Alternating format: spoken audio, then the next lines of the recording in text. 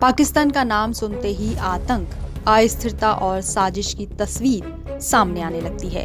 वहीं आज पाकिस्तान के एटमी हथियार भी अब डराने लगे हैं, जो कि भारत के लिए ही नहीं बल्कि पूरी दुनिया के लिए खतरा बन चुके हैं, जिसका खुलासा हुआ 24 साल बाद हुई जॉर्ज और पुतिन की बातचीत से।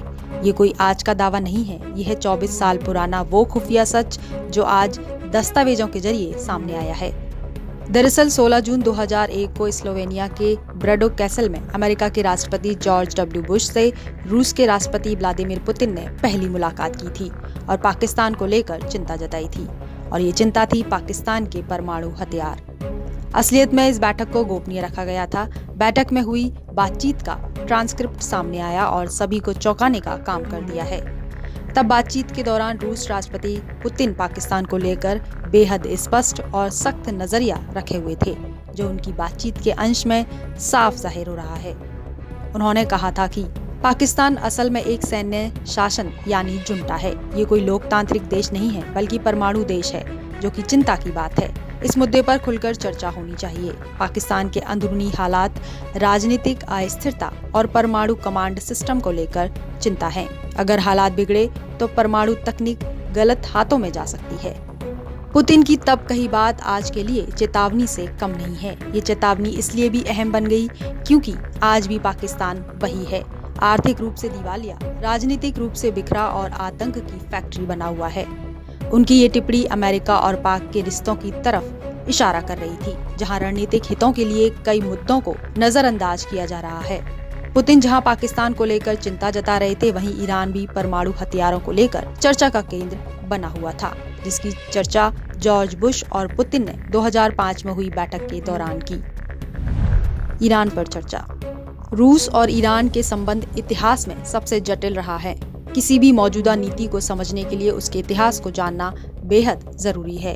रूस ईरान को मिसाइल नहीं देंगे। पाकिस्तान ईरान और उत्तरी कोरिया को परमाणु में मदद कर रहा है, जिस पर बुश ने सहमति जताई थी। वहीं बुश ने पुतिन के आगे न्यूक्लियर हथियार वाले धार्मिक कट्टरपंथियों की जरूरत को नकार दिया था।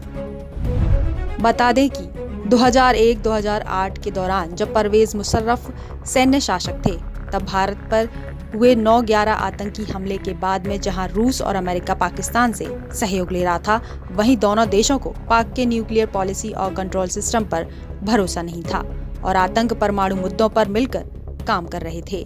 वहीं नवंबर 2015 में भारत विदेश मंत्रालय ने पाक का इतिहास तस्करी, अवैध परमाणु गतिविधियों और AQ खान का नेटवर्क से जुड़ा रहा बताया।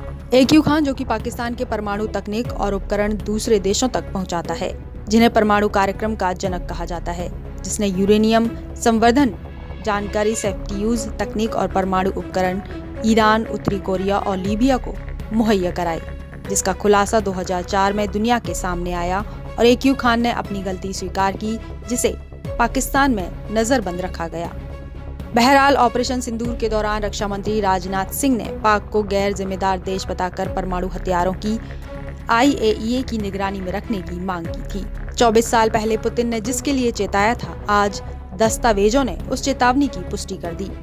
सवाल ये नहीं कि खतरा है या नहीं, सवाल ये है कि दुनिया अब भी चुप क्यों है।